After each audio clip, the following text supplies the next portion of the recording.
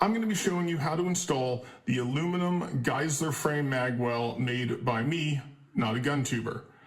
This Magwell is made exclusively for the Geisler 1917 frame and will not fit any others. Obviously, the first thing to start, make sure that your weapon is safe.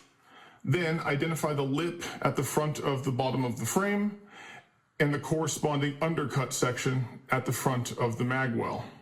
We're going to insert that lip into the undercut section. If you try and push down now, you will notice that it is very tight. This is a precision fit.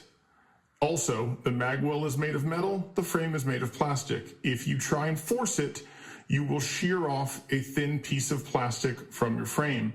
The way to avoid that is gentle pressure backwards while rocking the Magwell side to side until it just gracefully falls into place. Next, take your attachment key, and you will notice that there are sections without cerakote.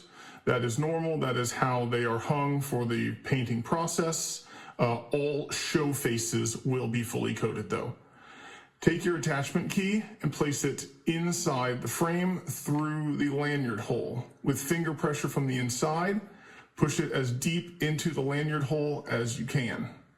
Then take the supplied screw and use a 1/16 of an inch Allen key to thread through the back hole into the attachment key.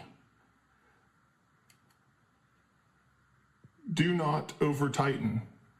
All you're looking for is that the attachment key sits flush with the flat section of the Magwell.